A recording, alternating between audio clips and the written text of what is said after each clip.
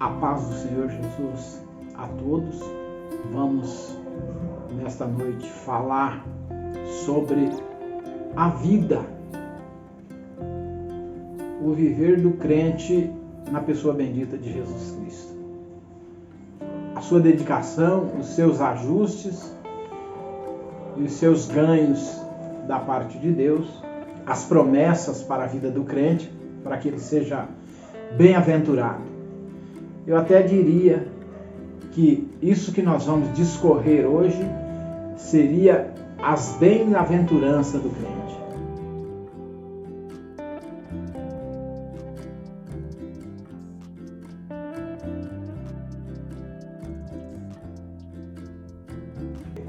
Em Cristo estava oculto desde antes da fundação do mundo os mistérios de Deus.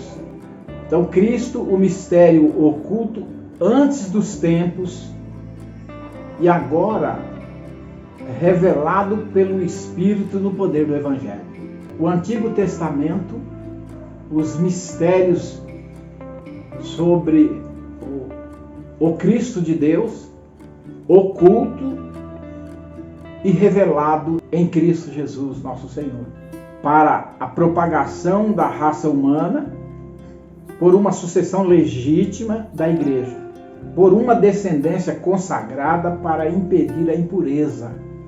Então, o plano de Deus, na chamada para Cristo, na revelação de Jesus, o seu Filho, o Verbo encarnado, com o propósito de impedir a impureza e fazer a transformação das bênçãos que eram materiais para a nação de Israel, para a tribo de Israel, manifesta no Antigo Testamento, agora aperfeiçoado e revelado em Cristo Jesus, nosso Senhor. Então, um mistério que era oculto, agora revelado pelo Espírito Santo de Deus no poder da palavra. Vamos falar um pouquinho sobre o Espírito Santo e a santificação. Sabemos que, embora a Trindade esteja envolvida, o plano é de Deus Pai. Deus deseja santificar o mundo e seus habitantes. Depois da queda do primeiro homem, Adão, Deus teve que revisar os seus planos para que o homem não se perdesse completamente, se ausentasse totalmente de Deus. Se Deus não houvesse replanejado, o homem teria se dispersado, continuaria pecando mais e mais contra Deus e se afastando, indo para cada vez mais longe de Deus. Então, nesse processo da criação e no processo da santificação, processo da criação em Adão e Eva e na fundação do mundo, e depois com a queda, com o pecado, Deus inicia então o processo da santificação, onde toda a Trindade está envolvida. Deus o Pai, Jesus o Filho, porém o Verbo oculto, o Verbo que se fez carne, ou seja, verbalizar é formar sentença, é expressar palavra, e o Verbo era esta palavra que saía da boca de Deus no processo da criação de todas as coisas. Esta palavra que saía da boca de Deus, que construía todas as coisas, se fez carne nesse tempo e habitou entre nós. Se fez homem. E através dele e da atração a ele, da sua chamada, Deus desejou purificar e aperfeiçoar o homem. Então Deus deseja santificar o mundo e os seus habitantes. O Espírito Santo, juntamente com a palavra de Deus, são os agentes ativos no processo da santificação do crente. Então não há nada que o crente possa fazer para se santificar. O poder da santificação está na Bíblia, está na palavra de Deus e na ação do Espírito Santo. Aquele que se faz amigo de Deus, apresentado por Jesus Cristo, seu Filho, recebe a visitação do Espírito Santo de Deus, que se torna consolador do crente enquanto igreja do Senhor. E nisso é aperfeiçoado todo homem. Então a santificação, ela nos orienta e nos estimula a buscarmos mais a Deus, estarmos mais perto, estarmos mais à semelhança de Cristo, mais próximos, mais junto, mais amigo, mais dependente, mais seguro em Cristo, através da confirmação do Espírito Santo de Deus, que nos visita, que nos cela e que nos segura, nos livrando do pecado. Então, os agentes é a palavra de Deus e o Espírito Santo. E quando nós temos essa intimidade se desenvolvendo, vamos tendo o desejo de viver uma vida consagrada, separada do mundo, uma vida em oração. E o símbolo do Espírito Santo para a santificação é a água e o fogo. Nas Escrituras vem como a água, que é a palavra que flui e que atrai o crente a Deus, e o fogo purificador. Por isso, a Bíblia diz que Jesus batiza o crente com o Espírito Santo, o Espírito de sabedoria, o Espírito de vida, e com o fogo que auxilia o crente para que ele se livre do pecado que está encalacrado nele, que está na natureza dele. Esse fogo é um fogo purificador, que nos ajuda a eliminar, a expor a semente, o resquício do pecado, porque todos pecaram e foram destituídos da glória de Deus. E carece do Espírito de Deus para incentivar e fortalecer, e do fogo do Espírito para purificar do pecado. O título O Espírito Santo aparece 94 vezes no Novo Testamento. Sua única ocorrência como Espírito de santificação está em Romanos 1, versículo 4. O sangue, a água e o fogo. 3 em uma ação contínua. O sangue, ele identifica o ministério de Cristo. Ele indica o ministério de Cristo enquanto sacerdote. Hoje, Cristo está assentado no trono sacerdotal. Hoje ele é o nosso sacerdote, segundo a Epístola aos Hebreus, que intercede por nós junto ao Pai. Está à destra de Deus, ou seja, a palavra destra significa proteção absoluta.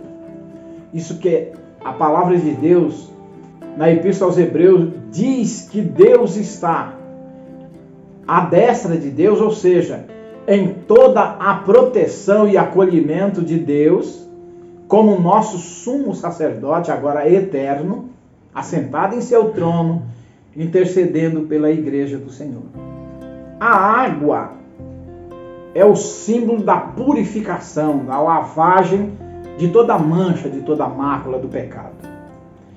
Essa água ela é purificadora, sendo ela o Evangelho de Jesus Cristo, ela tem o poder de lavar e purificar, aperfeiçoar o crente.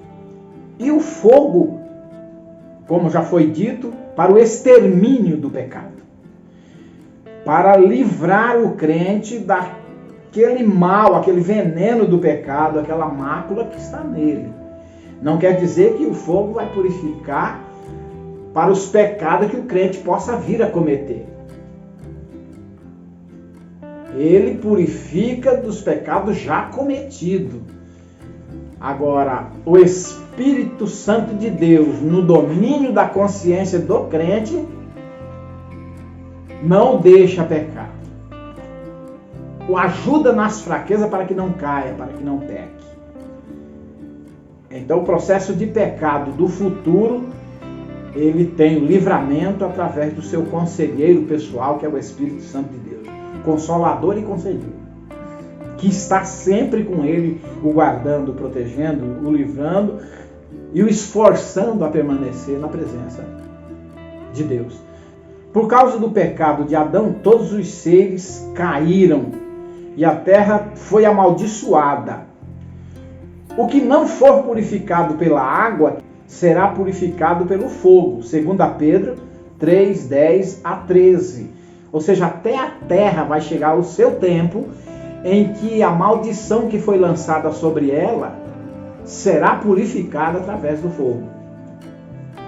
E haverá então novos céus e nova terra.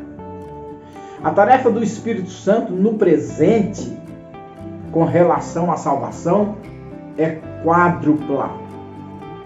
Ou seja, se divide em 4. Primeiro,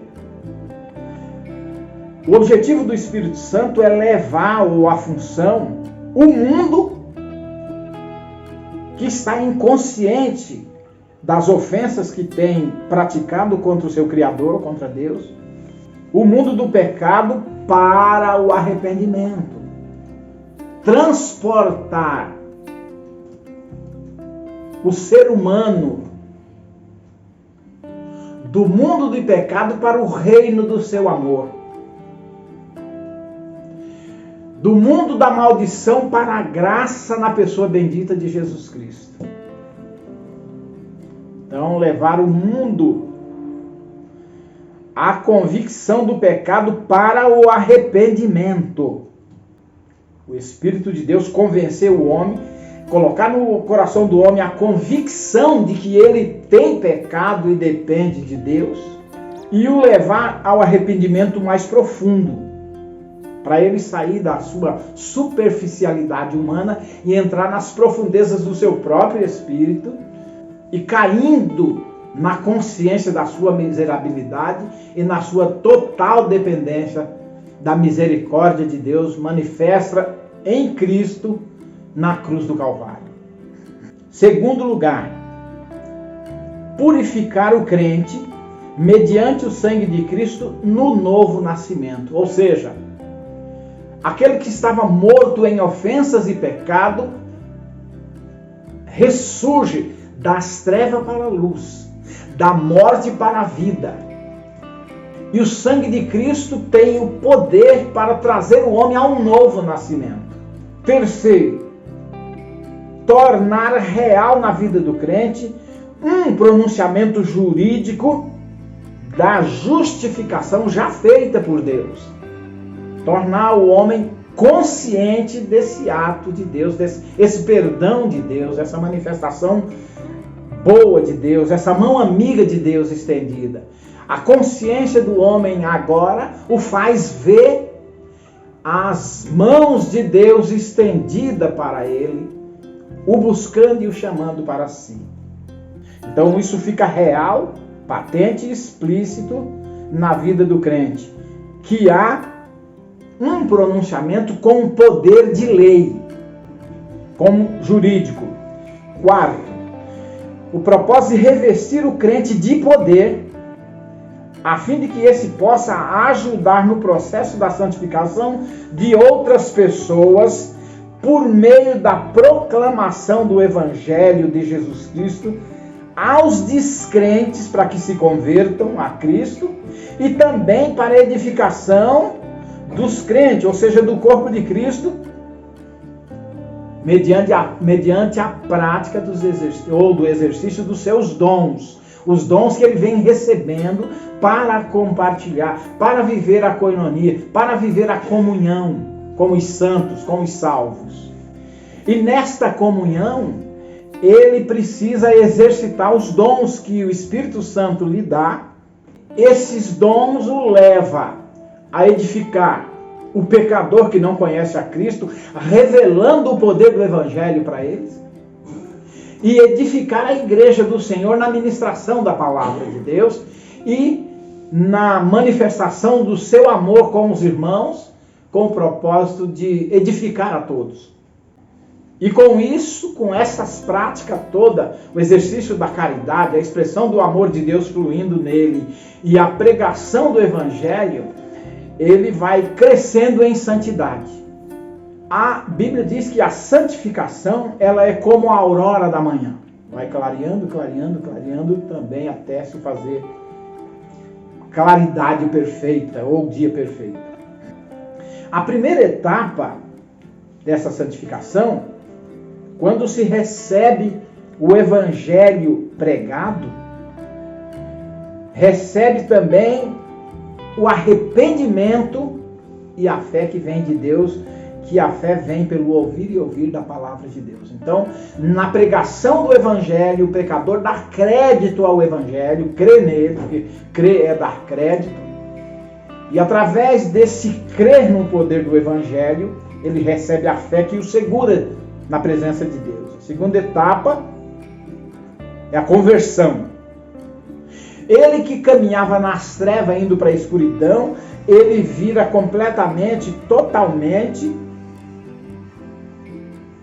e começa a caminhar para a luz, saindo das trevas para a luz, saindo da escuridão para a luz, saindo da morte sepulcral, saindo da tumba fria do pecado para o espírito de vida em Cristo Jesus.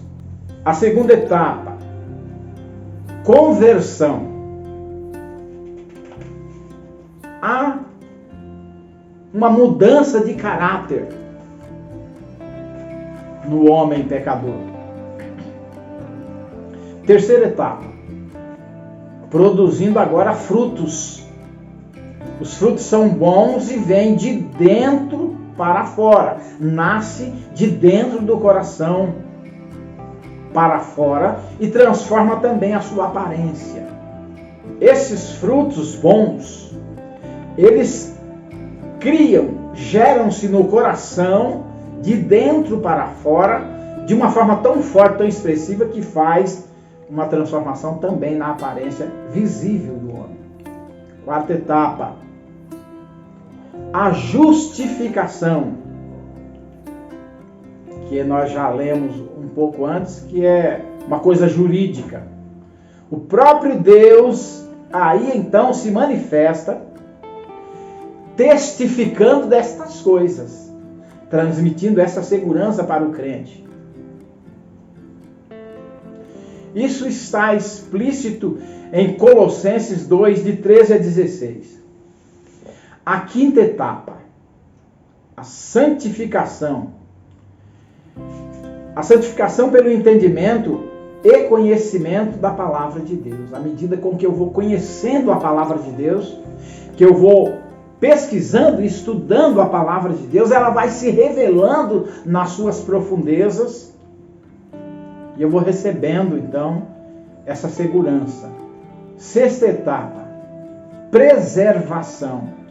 O crente fica conservado ou protegido pelo Espírito Santo, que atua na sua consciência, e toda vez que ele está prestes a cometer um pecado, o Espírito de Deus que está na consciência do crente o alerta e o tira, o livra daquela situação.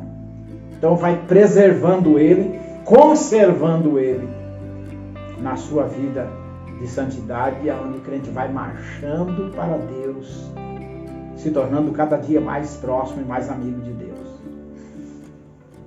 Então, finda o desejo de pecar por causa do novo nascimento. Controla os desejos carnais e foge da aparência do mal. Esta parte aqui é muito interessante. A sétima etapa. O homem, a sua carne era impulsiva para o pecado. Ele tinha desejo de viver uma vida mundana, praticando as obras da carne. Quando ele está nesse estágio espiritual, ele perde esse desejo de pecar. Ele ainda pode pecar, ele pode cair da graça, porém, ele não tem mais aquela sede de pecar, aquele desejo de pecar. o pecado seria na vida dele daí para frente um acidente de percurso, como uma pedra que viesse em seu caminho, que ele tropeçasse e caísse. Mas aquele desejo, a astúcia, o planejamento do pecado já não existe mais na sua consciência. Nessa fase, ele está liberto dessa fome pelo pecado. Agora ele tem um desejo ardente no coração e a sua consciência está dominada pelo Espírito de Deus, que o impulsiona para mais perto de Deus, um desejo ardente de viver uma vida transcendental e espiritual. Oitava etapa, a etapa da perfeição. Nessa fase, como assegura São Paulo, ele espera um edifício não feito por mãos, mas eterno no céu, que é o corpo de glória. Então, esse corpo humano, ele todo, por isso que o crente tem que santificar todo o seu corpo, toda a sua maneira de viver, porque não vai ser transformado só o coração. Vai ser transformado todo o corpo do homem, se ele estiver no seio da terra morto ou se ele estiver andando por essa terra. Na vinda de Jesus, este corpo todo será transformado, esse tabernáculo frágil será transformado num tabernáculo espiritual, num corpo espiritual que poderá interagir diretamente com Deus, como nesta vida, nessa carne, nós ainda não conseguimos. Esse corpo glorificado, ele terá essa interação mais profunda e mais perfeita com Deus, porque passará a viver uma vida espiritual e não mais carnal e terrena. Agora uma vida celestial. É um sonho, a esperança do crente que é espiritual. Ele espera essa transformação. Nós havemos de ver que no milênio, primeiro que Jesus não será glorificado nunca, porque ele é Deus e ele tem glória própria. Essa glória que o homem vai receber nesse corpo que será glorificado, Jesus é esta glória. Ele é a glória. Então ele não será glorificado. O corpo de Jesus ainda não está, mesmo estando no céu, ainda não está na situação que será depois, no final de todas as coisas. Porque ele está num corpo, naquele corpo que ele ressuscitou, ele ainda está nele. Porque a obra salvífica de Deus para o homem ainda não está completa. Então ele está com um corpo que ora atravessa uma parede, mas que ora pode se tocar nele. Então é um corpo intermediário. Ainda não é aquilo que ele será, ainda não foi revelado ao homem. O que Jesus será no final desse projeto de Deus para o ser humano, para o homem, para a sua criatura. E a nona etapa, que é o processo da glorificação, o crente na pessoa bendita de Jesus Cristo estará pronto para ser arrebatado aos céus, como igreja santa do Senhor. E aqui nós fechamos esse assunto. Essas 9 etapas estão, e eu consegui as extrair em uma pesquisa no Teologia Sistemática do Stanley Orton, o pai da teologia pentecostal inserida na Igreja Evangélica Assembleia de Deus. A parte espiritual, pentecostal,